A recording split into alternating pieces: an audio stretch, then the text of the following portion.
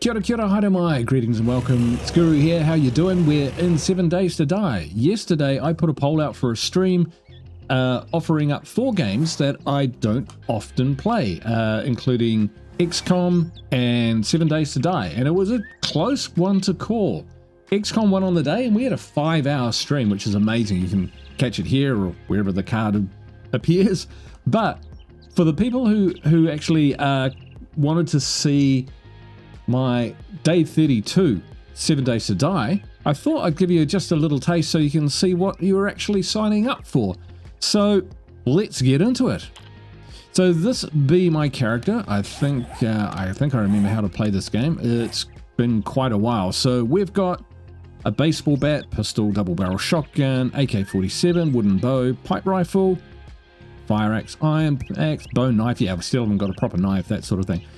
We tend to go for the kind of machine gun build, but I'm quite happy to use shotguns and pistols from time to time as well. So I'm a bit of a jack of all trades. I don't really use the bow for very much, but I will use it when I have to be absolutely quiet. Anyway, this is my base. Now, don't laugh, but this is probably my forever base. Well, it is at the moment anyway. We've got so this is the let's go and take a look from the front of it. So we do have some vehicles already, which is pretty amazing. But this be it. So it's the rest area outside of town. So looking at the map, what it looks like. One of the things that's really put me off playing this game actually for a while is I had Trader Rect and 2 traders around me, which is a bit annoying because, God, pain in the ass. But there's Trader Jen there, some distance away. But yeah, so this is my base. This has been the place where I've been holing up for most of the 7 days at a time. So for Horde Nights, they come through here. You can see I rely a lot on physical obstacles because this is a solo game. So lots of iron spikes, wooden spikes, etc. I have barrels at the entrances so that I can actually see where they're coming. I've dug a little trench here, so they tend to fall down in that and struggle to get out. I also have a ladder there so I can get out when I inevitably fall on my own trap. I have grown extremely fond of cobblestone bars. It's a great way to hold them up, but you can still shoot between them. So, yeah. So if we've got a gun, we can aim between the gaps and that's all good. Just looks a little funny at the moment with this third person view. So more iron spikes, more iron spikes, more iron spikes. The only way to get up really from the front is through this door, which is even hard to see. Now, should they come to this door, I built this little safe area in here. So that actually holds them out for the most part. We could put a roof on it, but so far we haven't really had to bother about the vultures too much. And from here we can do a lot of damage. We can, you know, get enfilade fire down the flanks so if they're held up there, etc, etc. If they do bust in, our job is to run here and jump up onto this really badly made ladder. Hey, but it works, so I'm leaving it.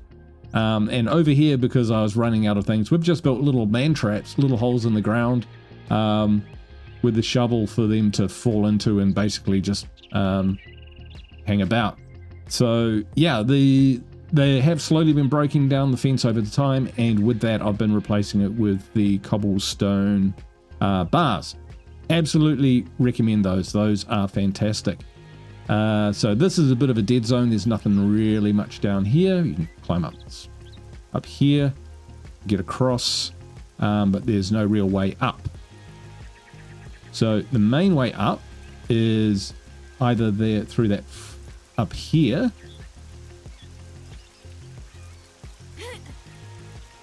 I might have to switch out. There we go.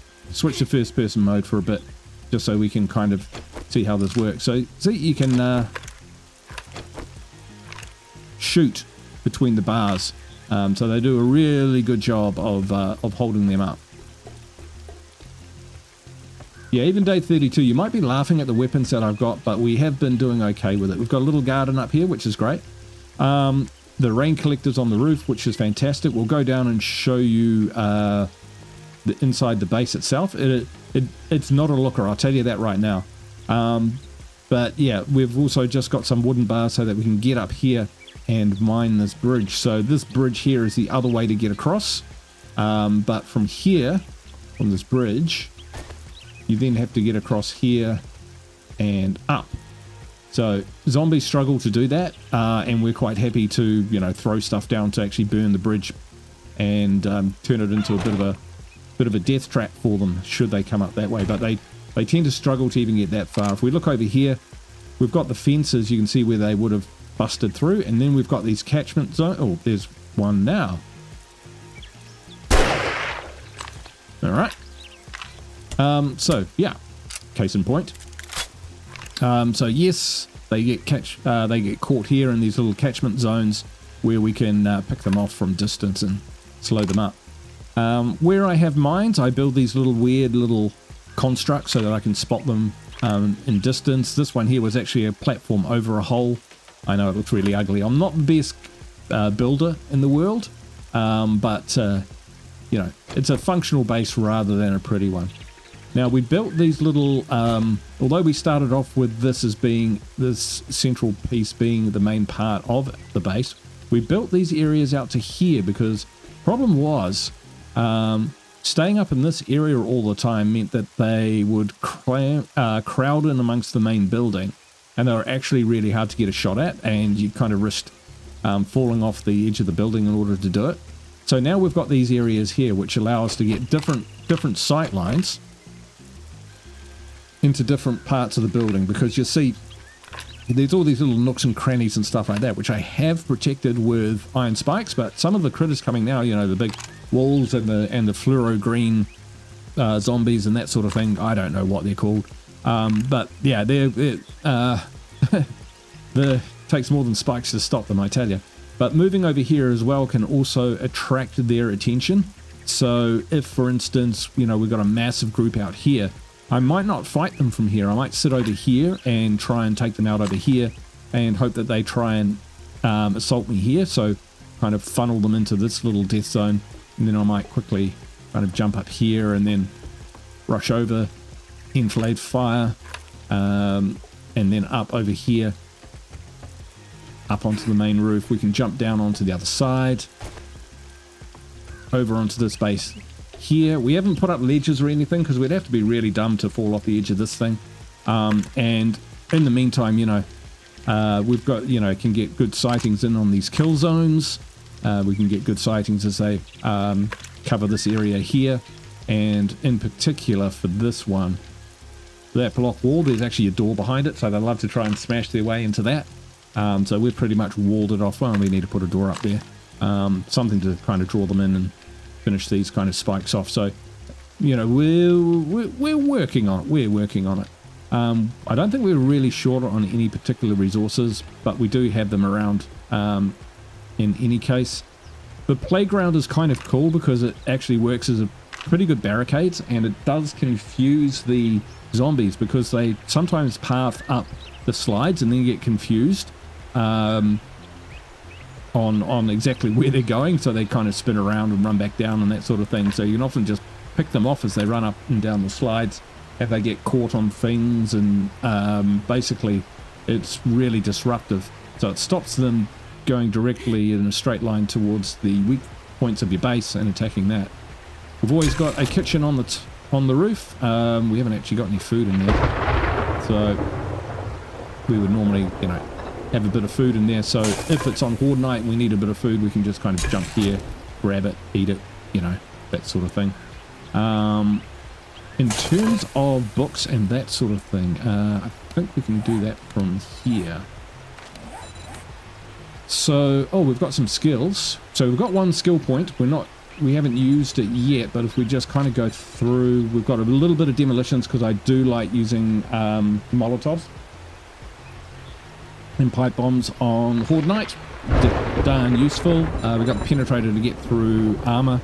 Lucky looter, treasure hunter, salvage operation, scavenging perks. Yep, love them.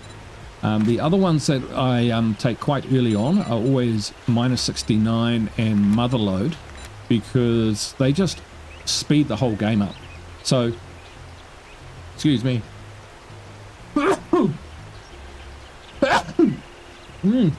Sorry, pardon me. Right, so, you know, when you've got increased tool damage by 10% and block damage by 30%, and then you've got another load of, where is it? Harvest 20% more. That means when you're going out to chop down trees, that sort of stuff, you chop them down faster and you get more wood from it. So you spend less time chopping down trees and more time looting and scavenging for stuff which is actually meaningful, which is pretty cool. We're down to level 1 at the moment. There's probably a hat or something that we can put on to give us shotgun level 2 for the boomstick. But yeah, I quite like the shotgun. Close range, double 2 barrels in the face, drops most things, to be honest. Pummel Pete, yeah, that's club, you know. We haven't bothered with pack mule or heavy armor, but I do like being a chef, so I always take chef early on. I like cooking those, I don't know why, but here you can see, yeah, we're all about the machine guns. We've got a bit of pain tolerance, so we're not a wuss. And we've got cardio. We've got so much healing stuff that we don't bother with healing factor. We've got gunslinger, because the pistol is actually really good indoors. You know, big ammo, cheaper ammunition, high clip. Put a torch, a flashlight on your pistol, perfect. And if you get a pistol fairly early on, like pre-level, I'd say 8, 10 even, maybe 12, you know, you're one-shotting a lot of the zombies, or 2 at the most. Hidden strike, because some beasties you don't want to take on full clip, and run and gun, because I'm an automatic reloader, so I have to be able to compensate for my for doing that. We haven't got much in the way of intellect. Got daring, adventure, advanced engineering, and lock picking, just so I can build things like the chem station and that sort of thing, but don't really delve into this area. Like, I haven't got any electronics set up, but we're doing quite well with books, so pretty good with that. And crafting lots. Right, so down into the home itself. Now, this is not going to impress you. I'll let you know that right now. So here's my styly workbench. This is where most of the magic happens. So yeah, it's just a good old workbench. The kind of parts we've got a reasonable amount of parts. Lots of stuff which most people probably have. Nothing too special, but if anyone wants to jump in and join, we've certainly got enough stuff for that. Trying to just continue to work up the AK machine gun, and if I can get to an automatic shotgun, I think that's what I'm kind of aiming for as my next kind of goal in this game. As you can see, we just crank out the bullets once we get gunpowder. There is gunpowder nearby, or phosphorus just up on a ridge nearby, so we can get that. So we've got some pretty good resources around us. See, we've got a gap in the floor because that door there leads directly to the outside. So there's a door, then there's like an iron door, which the zombies like to try and get into. Then they've got to get past the portcullis, if you like, then past the iron spikes. Of course, they're not right in the way. I could, because I built the doors all wrong, but that's okay. They can path them that way. If they block up against that, they'll end up on those spikes anyway. And from here, you know, you can shoot down pretty easily or drop stuff. So over here is, yeah, this is where I sleep. Awesome, right? I need to whitewash these walls. So again, you know, I talked about the door and the blocks which they try and break in. So they are always really keen to get in through here. And the last Horde Nights they actually have. But we've beaten them back here. So we can, you know, switch to our machine guns here. It's got a scope, so I can get some good shots on it. Bang, bang, bang, bang, bang, bang, bang, bang, bang, bang, bang, bang, you know, all that sort of thing. And then we can actually open the murder hole as such and drop things like Molotovs and whatnot as well. Worst comes to the worst, you know, I'm actually thinking about scraping that one out, breaking that one out and making that a trapdoor as well, but for now we've kind of been okay. This one here looks over our cooking area, so yeah. And up here we've got our weapons, our ammo, our mollies, this sort of thing. So this is where we can go to grab stuff that we need in a hurry. One day we'll have robotic turrets. That'll be awesome. And here we've got all our health stuff and backup food, all of that sort of thing, health, blah blah blah. So we're pretty good, you know, we're pretty good for how we're doing. Right, down here is where the work happens, and come Horde night, we break that ladder, and yeah, so that they can't climb up here anyway. We chop it up and jump up. So yeah, see how the doors open that way? I didn't really think about that, so that's why we can't put the iron spikes right behind it. Could break it down, but to be honest, they haven't got that far yet, so you know. Anyway, more workrooms down here. It's all about practicality, nothing about looks, that's for sure. You might find this quite laughable, and yeah, if you do, let me know in the comments. I mean, I'm all up for it. I am in no way a pro for this. This is just me trying to figure it out as I go along. I've never got past this point in the game before. I've always been killed or lost interest, so that's where we're at. So yeah, we got some batteries and stuff. I think we sold a whole lot of crap in order to get stuff for our bike. Lots of engine parts, that sort of thing. So we're always looking to kind of move on to the next bit of technology to help us. This room is empty. Ah, this is our mushroom growing room. So yeah, mushrooms growing on the roof. Like, that's a good thing. Here we've got all our ingredients, so we're doing pretty well. Lots of pumpkins, that sort of thing. So if anyone comes to visit, we have got oodles of food for them. Yeah, I know, oodles, right? Some people will have hundreds of everything there, but for a single player, for what I'm doing, I mean, that's enough. I don't need to spend, you know, 2 days of real time filling this container with food. There is enough there to keep us going for a very long time. So yeah, that's it. And we've actually got a vending machine as well, so at any time where we want some blackstrap coffee or grandpa's learning elixir, something like that, we can actually buy it. Never have, but you know, it's there. It is there if we need it. So through here is our hydroponics, think RimWorld. So, you know, we plant other seeds in here. Other than that, there's not really much we do in there. Double doors, of course, because, you know, why not?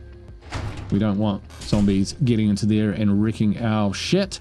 So that's where we're at. So what generally happens on Horde night, or what has happened so far, is they come in swarming from all angles. They come across these fields in this direction. They come across these hills here. Those are all my trees. From this direction and storm this base here. And from that direction. So all directions. So these guys down here can be a problem because this is the one area it's quite hard to get shots on them. So that's usually where my artillery goes. Things like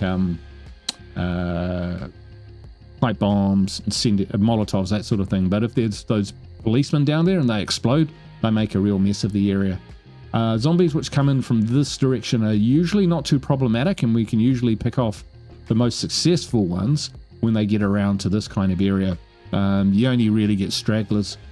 When the big boys come, you know, like the wargs, for want of a better word, the really massive things, they tend to come in from this area and smash through here. This is probably the weakest point. Some of them turn up over there, but they're, you know, that's a dead area with that we can give up. We don't really need to protect that. That looks after itself. But when a lot come through here, that's when we've got the issue, because they funnel through here and they're actually strong enough to break through the cobblestone, break through the door, get inside, and then start working on those cobblestone bars. And by that stage, I'm inside firing, you know, non-stop, dropping bombs, that sort of thing. So I do need to kind of beef the defense up a little bit more around here, but you can see it's quite a large area. So, you know, it's quite an investment to do that. Takes quite a long time. And, you know, I don't play the game 100% like tower defense. I like to go off and explore and that sort of thing. And if all you're doing all day is putting up iron spikes, wooden spikes, walls and that sort of thing, then, you know, you're not doing the stuff. You're not doing the activities that you really like. So anyway, with my prattle, it's actually wandered on into evening, but I just wanted to give you guys a little check. So if you like the look of this and wouldn't mind seeing this as a series, because sometimes it's kind of good to, like 7 Days to Die, I found when I start from scratch, everyone's seen that so many times through other players that by the time I'm doing it worse than they are, and you know, there's not really too much original in that. But if we dropped in at say day 32, you know, I've kind of advanced, there's been progression already, I've got a range of guns, I've got a lineup or a base which is different from other people, I've got strategies which are different from other people, I've got goals and plans which are different from other people. So you know, we can get into the game proper and, you know, take on proper opponents, take on really difficult points of interest, all of that sort of thing, and have a good time with it. So if you wouldn't mind seeing that, then drop a like and drop a have at the icon in the comments. And if we can get, say, 20 to 30 of those, particularly, yeah, if we get over 30s, it's a done deal. We'll definitely do a stream. If not, if we get like 20 to 30, I might do a video and see how it goes. But yeah, basically the more likes, the more have it these I see in the comments, the more likely and the sooner we'll get a stream up with a 7 Days to Die. So this is a thank you to all those who voted on the poll but maybe didn't get the game that they wanted to see. So I hope you've enjoyed this little interlude, looking at 7 Days to Die, this little teaser. And even if you sit there, I would love to play this game. I'd love to stream it with people. So yeah, let me know, and I hope to see you then. Wherever you are in the world, go in peace. Ka kite. Bye for now.